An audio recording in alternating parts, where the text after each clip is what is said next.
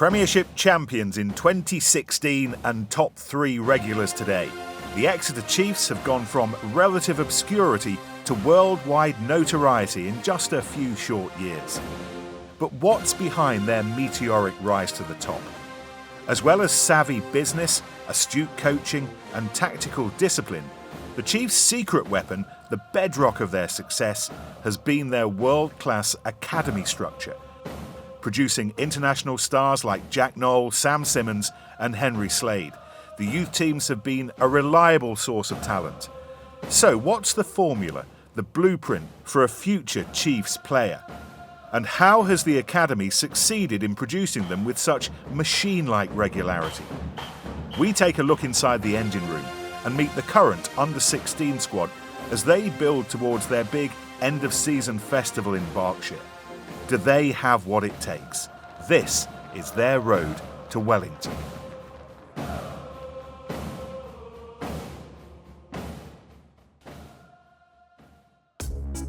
Based at Sandy Park, the Exeter Chiefs Academy boasts some of the best rugby prospects in the southwest and beyond.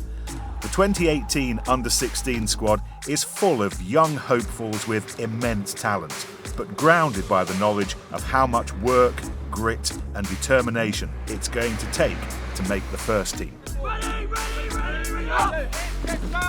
Their road to Wellington begins with a match against Cardiff Blues in Wales.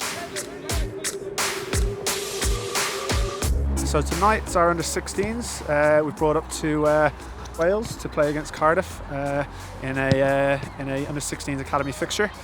We did this last year as well. Had a very good game, very hard physical battle, which is perfect for our guys. We need to prep them in that side of things as we build their kind of pathway to Wellington, which is our end-of-season tournament.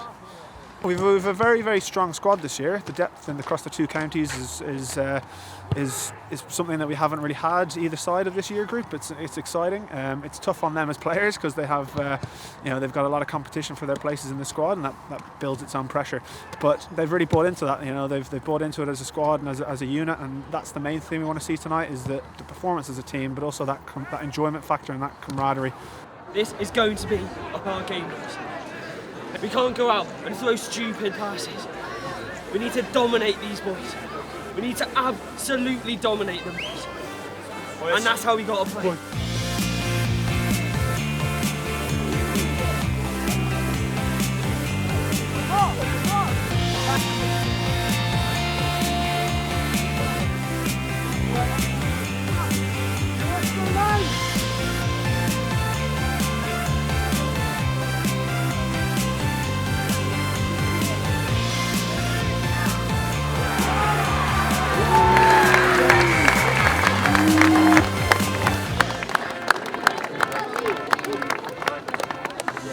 Before, I think we were just like, we were really hyped up.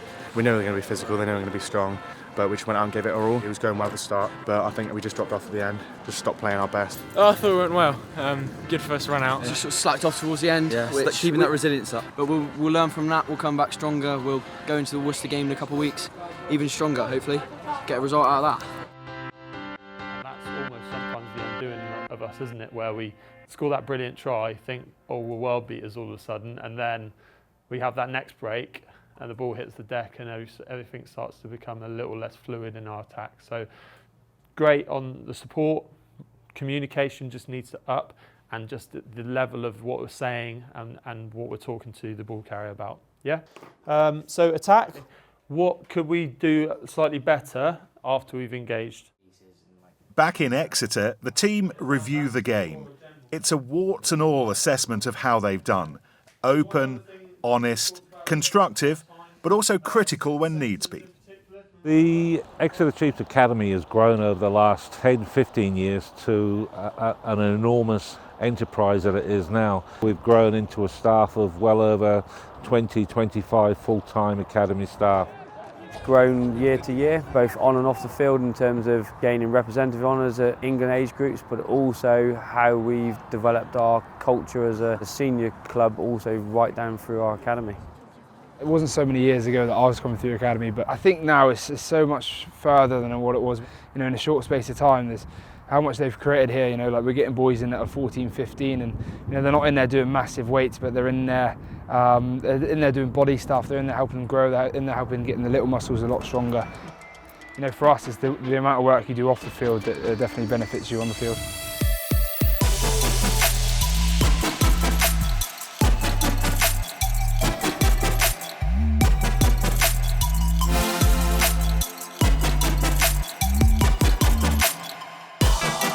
My name is Robert Bedard. I'm the Head of Academy Strength and Conditioning here at Exeter Chiefs.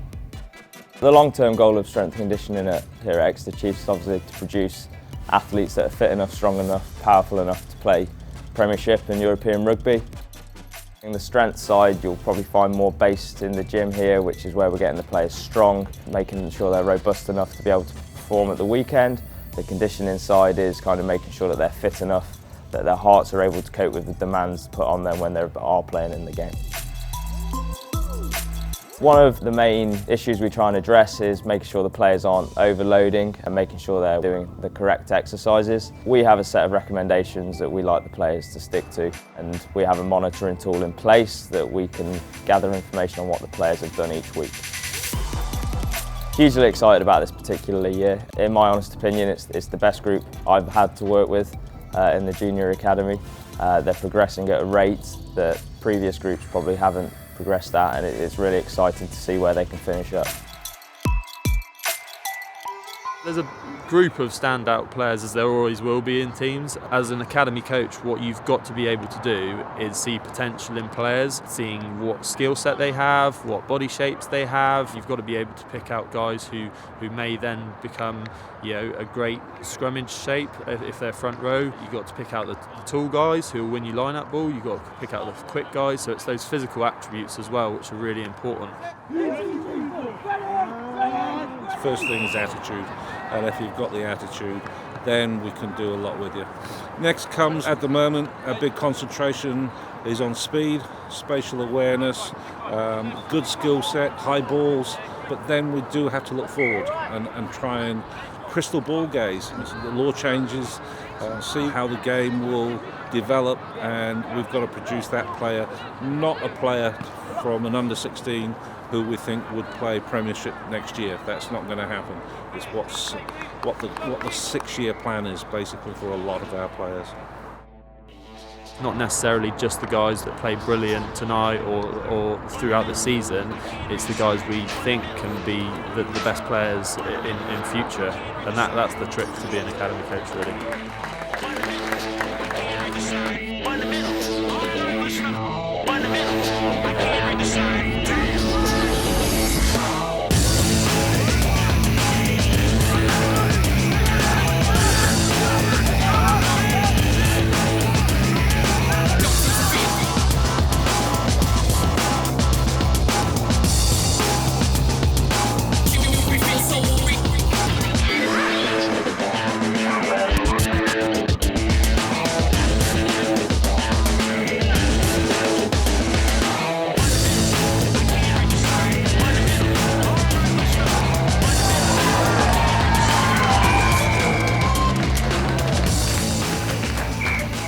There, we're working hard and we're keeping our width and we're getting good carries when we set up for our spear and we go hard at them.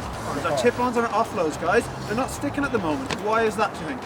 Forcing it. We're trying just to go quick hands.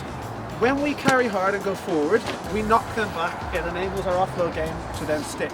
At the moment, we're not letting that to happen. Second 20 minutes of that first half, we got our carries. Did we get a score out of it?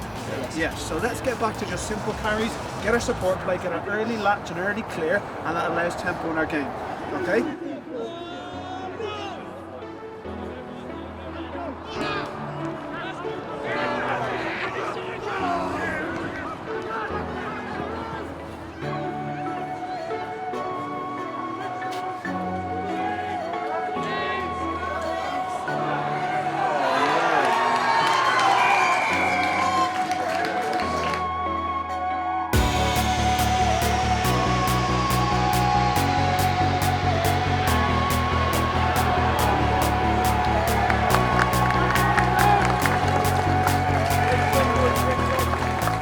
Brilliant, the boys fronted up really well.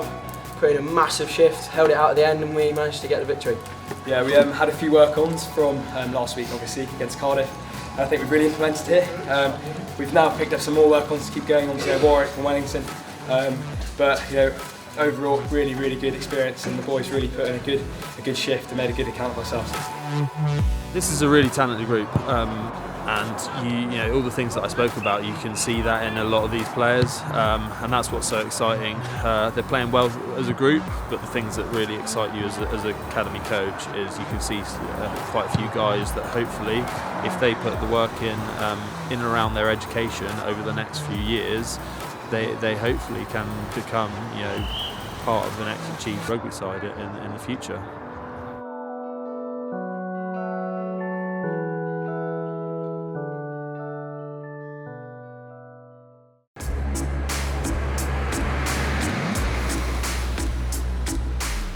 Yeah, welcome back on the Chiefs bus. How are you looking to play? Just nice and physical, nice and fast. yeah, great mate. Dev, how you doing, mate? I'm good, mate. How are you feeling today? I'm decent, man. That's class. Put the office back. So tomorrow we want to finish the floor and put the bed back. Alright, good. Prediction for tonight's game: win. 27-15. What skill do you possess and you think is the best one? Definitely my kicking, I think. Do you think your kicking's better than Tom's? Oh, 100%. This has been national champion Europe. One-time national, one-time Europe, 7th champion Jack Skinner. You should rate yourself out of 10, Joe. Harry? 5-1. Good lad, that's it. Thanks a lot. Back to you in the studio. A lot of these boys have played together for a very long time and they're all really good friends. So I think that is a big part of what they're going to do at Wellington. My son is Harry Wilkinson. He's been in it for 3 years now and just progressed all the time. Every time he comes, he learns something new. So my son's Tom Dixon and he plays number 7 open side flanker. Well, it's been just the most fantastic experience for Tom, and the confidence that he's got from having this journey has been unbelievable. It's been an amazing adventure for Jack. He's been with the Academy for 2 years. His best opportunities really have come from being in the Academy. He's learnt so much, just striving to just be a better player, overcoming problems, achieving his goals and actually excelling past his goals, and that's what they drive for at Exeter Chiefs. My son's Charlie Levick, he plays on the wing. He's learned how to deal with pressure. Being part of the academy, there's all the selection and the dropouts and all the way through for the whole 2 years. Building up to the Wellington Festival, there's always pressure of, am I going to be selected? Is he going to be part of it? The professionalism that the club has, the reputation it carries, is really beneficial for me. Through the professional aspect of it, feeling a bit more confident and focused on what I really want to do and achieve. Being part of the Chiefs is good. It gives you like a good insight into a professional environment, and obviously the coaches know what they're talking about, so it's going to improve you as a player. At first I was very nervous. I didn't know what to expect, but after my first few sessions I really started to enjoy it, and as I expected, the coaching was absolutely brilliant. I think when you come here, everyone's the same. I think if you're an academy player, if you're a high first team player, international, Lion, whatever it is, we're all the same. I think that's why people fit in here so well, because they're just confident straight away when they come here. I think the nerves after 1 training session, 2 training sessions leaves because you got the family around you, which is perfect. On Saturday mornings we'll do psychology sessions, and they've taught us so many new ways to deal with pressure. The psychology side has benefited me so much as a player. Sports psychology is now a big field, and it is an industry now. It's evolved so much over the course of a few decades to build resilience, to set goals, how they bounce back, and I think that's where it's really helpful if you have somebody to talk to who's experienced, someone who can help you through the different steps and to understand what you're going through and that it's normal, putting it into perspective. It really helps sort of before a game calm the nerves, sort of focus on what you've got to do in the game, helps you sort of refocus, get back in the game, help get your team's attitude back up. It's allowed me to think about the game more and understand it and improve my inner ability rather than my external ability, allowing me to progress again a lot further. Even if they're playing well and at the top of their game, how do they maintain that? It's pushing good players to be even better. So it's very good for dealing with setbacks, but it's also fantastic for improving on your performance, even if you're already elite. So it's a very exciting time, and I do think There are players here who will do very well. We can sort of gauge some potential for players who will go far, but there's always surprises and there's always players who may take a bit longer to thrive. So it's really exciting to see how it's all going to develop and who's going to, you know, go to the very top. And I think there are boys here who can do that.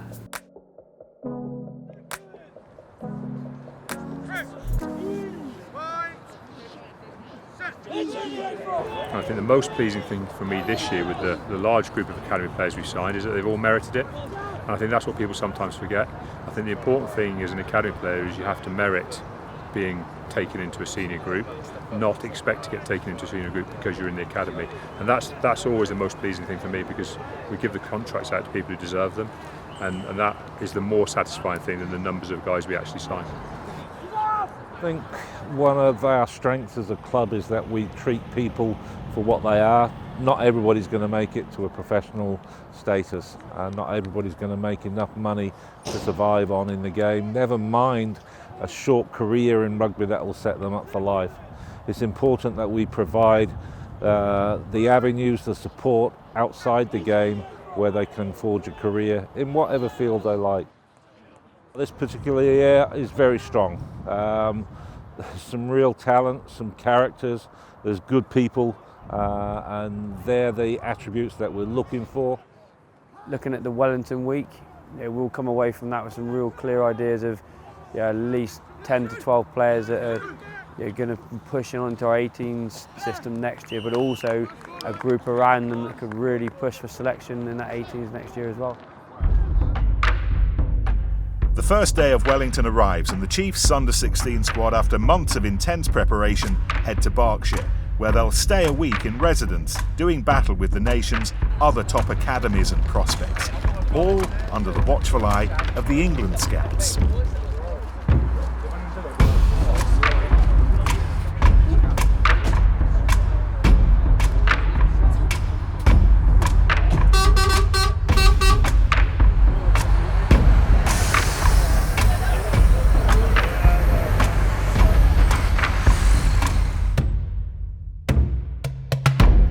Set in the grand surroundings of Wellington College in Berkshire, the historic Wellington Festival has long been a hallowed date in the rugby calendar, seeing the next generation of the sports stars competing for the attentions of the nation's scouts and coaches.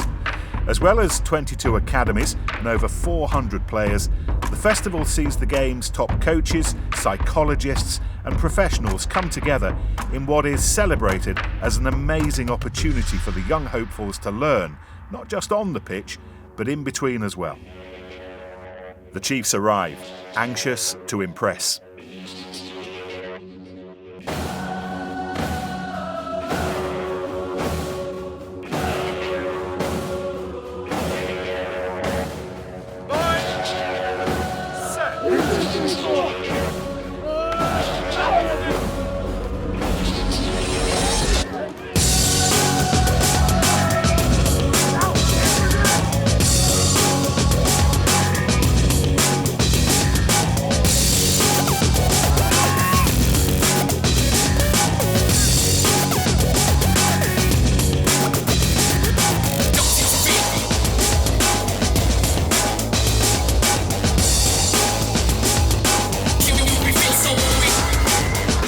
Really good try. We probably should deserve another one from the way we played. It's been pretty positive in that half. What do you think's put us under pressure within our attack though? We're playing in the wrong areas. Alright, so once you started playing in their area, they throw it around, and if we can get our defence mindset right, we're going to get the ball back comfortably. Right? But if we try and do it down this end, then they are eating us up a little bit. So we need to play in the right areas, and then just that accuracy level. Ready. So let's adjust that and make sure we're all ready for it.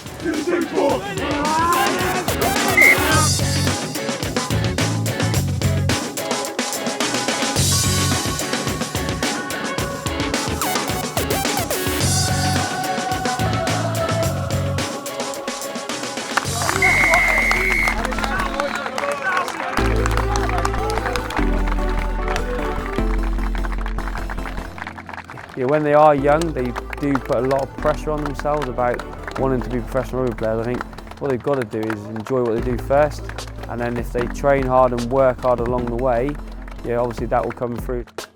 Being a rugby professional is not a job. You get paid if you're good at it, but it's more than a job. It's being a sportsman who gets to give enjoyment to other people and play in a team and achieve great things together and do what so many other people want to do. That's not your everyday job. And I think that all the players that we've had here that we've seen the real best of, especially in their later careers, have had choices, and they're playing because they choose to and because they love it. And I think that's the important thing, is really at the end of the day you should play sport because you love it, not because it's the only thing you can do. And I think what education does, yes, it gives you the background, it gives you the tools, it gives you everything you can to maximise yourself as a rugby player, but it also makes sure that you're doing it for the right reasons, which is because you love to play. It's a bit cliche, but you've got to enjoy it. For me, it was easy to enjoy. And I was lucky enough to sign for the club at 17, 18 with a group of players that I'm playing in like week in, week out with now. Now we're still playing, we're still loving it, and we're playing for our country and different things like this. And the games are extremely hard, but it's nice when you look across and you see these boys that you know very well. They know you very well, and it just makes it a little bit better that you're enjoying it. Will they make it? We don't know, but it's about us creating the environment, putting all the things in front of them, and the serious ones, the dedicated ones will grab that. This year's group, pretty special, only time will tell.